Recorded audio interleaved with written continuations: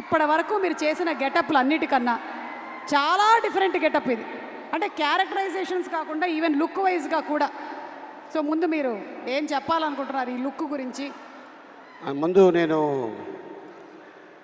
ఇక్కడికి వచ్చిన రామ్ ఫ్యాన్స్కి,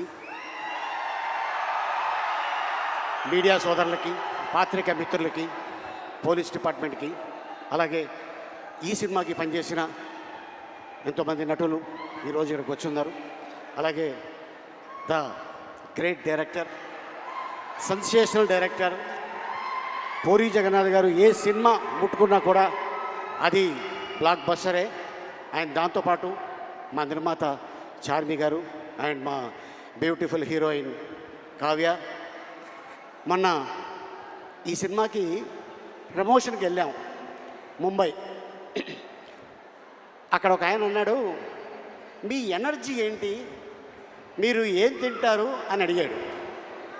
నేనేం చెప్పానంటే, మేము ప్రేమ తింటాం, అభిమానం తింటాం, ఆత్మీయత తింటాం, అనురాగం తింటాం.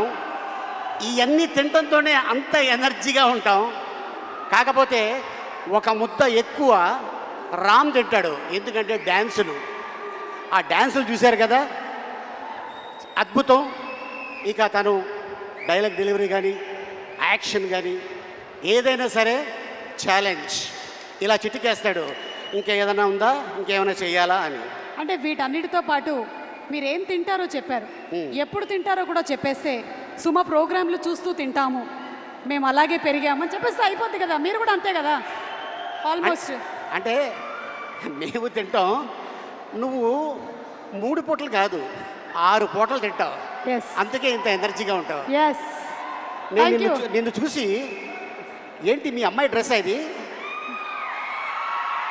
ఇట్స్ మైన్, నాదే, నా డ్రెస్. నీ డ్రెస్సా?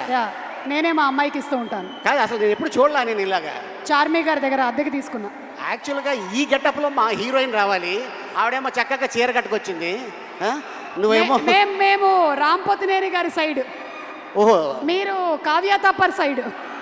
అందుకని మేము రామ్ గారి కోసం అని ఇట్లా వచ్చాం. Same age, Ram fans. Same age, same age, ఒక సంవత్సరం అటు ఇట్లో. అంతే అంతే. అంతే. మీరు ఒక డైలాగ్ చెప్పాలి. ఇప్పుడు ఇక్కడ క్లిప్ ప్లే చేస్తాం, పూరి గారి డైలాగ్. ఒక్కసారి డైలాగ్ క్లిప్ ప్లీజ్. ఏమైనా ఉందా? క్లిప్ జస్ట్ ఇప్పుడే ఇచ్చాను, అది క్లిప్ ఏమా, క్లిప్. ఒరే పూరి గారి వైఫై డైలాగ్.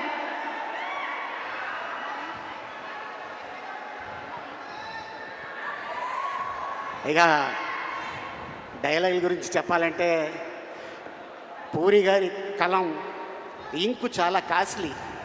ఒక్కసారి అలా దులిపి ఇలా అన్నాడనుకో, అలా చరిత్రలో ఉండిపోద్ది ఆ డైలాగ్. అయితే మీ డైలాగ్ చెప్పేస్తే చాలు. సినిమాలో, పూరి గారి సినిమాలోని మీ డైలాగ్ ఏదైనా పర్లేదు.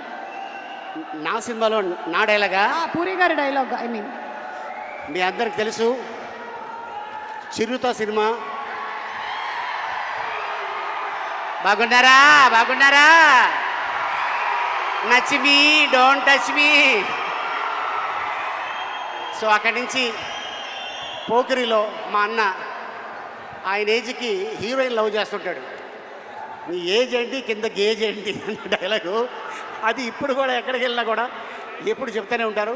అండ్ అలాగే అండ్ ఇసుక, ఈడియట్ మీ అందరికి తెలుసు, బీదర్. అండ్ అలాగే అమ్మా నాన్న తమిళ అమ్మాయి. అండ్ అలాగే టెంపర్, బద్రి, గంగతో రాంబాబు, ఇలాగ ఎన్నో. అయితే ఇప్పుడు మీరు డబుల్ ఇస్మార్ట్లోని డైలాగ్, మీ క్యారెక్టర్ డైలాగ్ ఒకటి చెప్పండి. అవుతుంది, నేను అటు వెళ్తా. వేరే ఏదో భాష మాట్లాడుతున్నారు మీరు. నువ్వు టెన్షన్ పడుకో, నీ గురించి కాదు, నేను ఇక్కడ ఉంటా. ఎందుకైనా మంచిది, నువ్వు అక్కడే ఉండు. ఇక్కడే ఉంటా. ఇప్పుడు చెప్పండి. అంటే ఈ క్యారెక్టర్ని అమెరికా ఎక్కడో అవతల నుంచి తీసుకొచ్చిన character, with body language. Body language. దీంట్లో నా క్యారెక్టర్ పేరు బోకా. ఆ బోకా ఎలా ఉంటాడు, ఎలా వస్తాడు, ఏంటి అనేది మీరు 15వ తారీఖు చూస్తారు. బట్ మా సుమ అడిగింది కాబట్టి డెఫినెట్గా మీకోసం ఒక ఇంట్రడక్షన్ షాట్ నాది తీయటం జరిగింది. దాని వాకు, దాని సౌండు అది ఎలా ఉంటుంది?